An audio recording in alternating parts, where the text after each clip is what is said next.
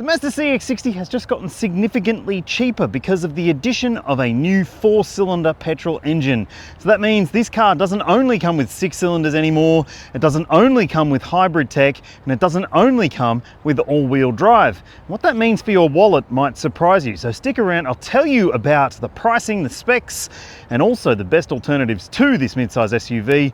Stick around, there's a lot to cover. Thanks for subscribing. Let's go.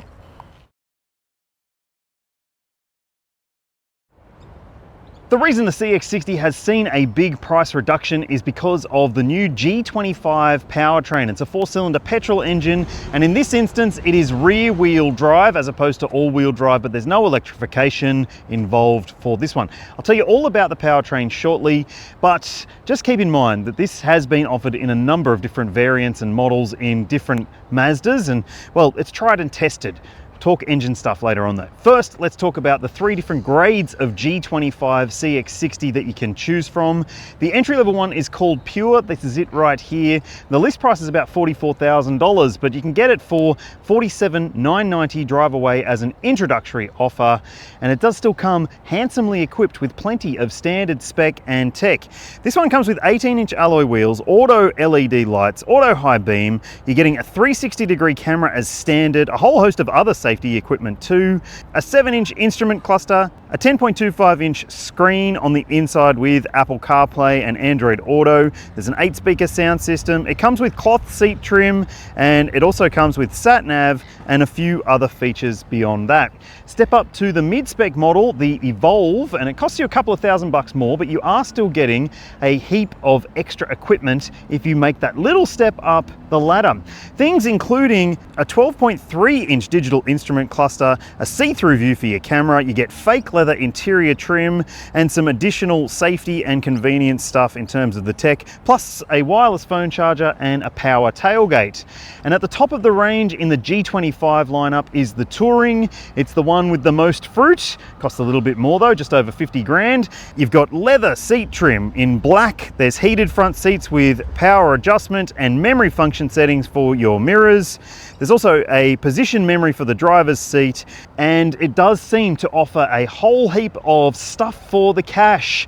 It's impressive, I reckon, finally where the CX60 should have been positioned probably from the start, but hey, there's still the 6-cylinder options if you do want those, and plenty of deals on those, by the way, in case you're wondering. Now, let's talk about some alternatives to this 4-cylinder CX60, because there's some good ones. Mid-size SUVs are a bit of a go-to guy for Australian customers, and there are plenty of excellent ones out there, but I've got a few favourites that I always recommend. The first one is the Honda CR-V. I think it's a great thing to drive. It's got a lovely little turbo engine. You can have it with a few different derivatives as well. There's a hybrid high-spec model, but it is quite expensive. But the lower grade versions offer so much value for money, lots of space and comfort and practicality, and a beautiful interior too. If that's not right for you and you are looking for a petrol SUV, the Volkswagen Tiguan could be a fantastic other choice because it is very, very good in a lot of different ways. It's excellent to drive. It's got a number of different turbo petrol models, an all-wheel drive one if you need that. No hybrids, but hey, I think that the fuel efficiency there is pretty bloody good, and also the space and comfort is great, and it's a little bit smaller than lots of the other SUVs, but still very practical too. And finally, if you are thinking, well, this is cheap, but I'd like to go even cheaper, the MG HS Hybrid Plus would be one to check out. Now, it is a hybrid model. If you don't want hybrid, you can go even cheaper and just get the turbo petrol. But the hybrid one is actually really impressive. It's great on fuel and it's fun to drive. And it's got a nice interior trim, and it starts at about $41,000 up to $45,000 drive away, and it's eligible for a 10-year warranty as well. So that could be a very good choice if you are thinking about an SUV that offers a fair bit for a little bit. But what do you think? Is this cheap enough? Have your say in the comments. Now, there's not much in terms of change when it comes to the exterior styling. In fact, if you can pick it, I'll give you a prize. Well, no, I won't. But look, there is just the lack of inline 6 on that decorative flourish there. Otherwise, it is basically identical to the existing 6-cylinder model. There is maybe one or two other things, but hey, if you know them, have your say in the comments. Now, let's talk about the dimensions here. It is a larger mid-size SUV than some of the rivals I mentioned earlier on. 4.7 meters long on a 2.87 meter wheelbase. space. So yes, long, because it's got that sort of cab backwards rear wheel drive design. Obviously it does have a different silhouette to some of the other models out there. You might love it, have your say in the comments. Now at the rear, nothing's changed there either. So let's have a look in the boot. Oh, that's the other one, Skyactiv G. So this one is the base grade, so no electric tailgate. As you can see, there is still a good amount of space in the boot there. So yes, you'll see the cargo capacity, and you do get some nice features like this attached cargo cover, which is actually pretty nifty and very smart in the way that it opens up. And you've got some little storage spots on the side. You've got the remote releases for those back seats if you need to lower them down. There's a 12 volt there and a light, and again, remote releases. But yes, you aren't getting any shopping bag hooks. I don't know if that really matters to you or not, but underneath here, you'll see that there is a space saver spare wheel, which is a great inclusion as standard across all the models. And it means that you can basically have the assuredness that you might want when it comes to the road trip stuff. But hey, let's check out the interior. Hey, not much has changed there either. Okay, let's have a look at the interior of this CX60 G25. Now, this one is the base model. If you've seen my other reviews, you'll know that, well, nothing's changed here. So you've still got the smaller digital instrument cluster in this base grade, just a 7-inch part in the middle there that's digital. If you step up to the next grade, then you get the 12.3-inch screen that goes all the way across. And then you've got this smaller screen as well for your media. It's not a touch screen, so that is something you need to keep in mind. And yeah, it could be an issue, I think, for some people. It does have Apple CarPlay and Android Auto. I'm not going to do heaps and heaps of info on the screen because it's pretty basic otherwise. Down below, you do have a couple of decent controls. As you can see, you've got buttons, you've got little triggers, but you don't press up to put the temperature up, you press down. That irks me for some reason. Maybe that's just my OCD coming out. But I do like that this has got buttons, and the higher grade ones have even more buttons with seat heating and so forth. You've got a drive controller, even in the base grade, that's great. Your gear selector is a bit quirky, but you'll get used to that. You've got a camera button there as well. Love the fact that you are getting a surround view camera on all grades. That makes it more safe feeling, and parents will love that. Cup holders here, rotary dial controller there, because remember, not touchscreen. And then you've got a section in the middle there as well for some storage. More storage there, more storage there. Cloth seats with manual adjustment on this base grade Pure. They are a nice cloth, I have to say, but some of the other finishes maybe aren't as nice. I don't really like this rubberized finish on the dash, but it does feel quality, and it does feel more than the money suggests it probably should. And this particular one also head-up display, which is great. So lots and lots of good tech. Overhead, you've got your vanity mirrors. They are illuminated, even on the base grade. They aren't adjustable sun visors though. Auto-dimming rear view mirror, even on the base grade. Sunglasses holder with a lolly packet. And yes, the nice light roof trim as well. So yeah, pretty good for the money. Let's check out the backseat space though. One thing I've never been that impressed by in this generation CX60 is the back seat space. So for someone 6 foot tall, look, I've got a little bit of leg room left over behind my own driving position, but there are some other smaller SUVs with more space than this. Leg room is okay, as I said. Foot room is decent though. Headroom is good too. So if you are a parent with taller teens, it should be okay. Keep in mind also, you've got some grab handles up here. There are lights in the back too, so that's great. And the expected things like directional air vents right there, a couple of USB-C ports too. You've got mat pockets, you've got little bottle holders in the doors there, soft padding where it should be, nice soft elbow pads, and that's hard up the top, but hey, who cares? Now, you've also got the ISOFIX points you would think you'd get, and 3 top tethers too, plus even in the base grade, yes, a flip down armrest with some cup holders. So it does feel pretty primo for the price, and I think that's what they're going for with this one. Nice. All right, people, this is the part of the equation that has changed in this situation. It is this 2.5 litre 4-cylinder petrol engine, now longitudinally mounted for the first time in the G25 line. That means that it's always otherwise been front wheel drive or all wheel drive, but now it is a rear-wheel drive only offering in this G25 CX60. The outputs are 138 kilowatts, 250 Newton meters, and it still uses the same 8-speed automatic transmission as the other CX60s, which is, well, a little bit different and maybe a little bit difficult in some situations. Now keep in mind that this G25 engine has been used in a lot of different Mazda models over the years. More than 400,000 sales of the G25 powertrain across Australia to date. So it's been around for a while and it's certainly a reliable powertrain by all reports. Now, let's talk about some other considerations for this G25 CX60. The payload capacity is lower than the all-wheel drive models. Be mindful of that, but also it weighs less, about 160 kilos less than the all-wheel drive petrol model, like for like. But the towing capacity is lower too, at 750 kilos unbraked and 1800 kilos braked. So let's go drive it and I'll show you what it's like. Okay, time to drive this 2.5 litre version of the CX60, and obviously it is a vastly different experience compared to the other models.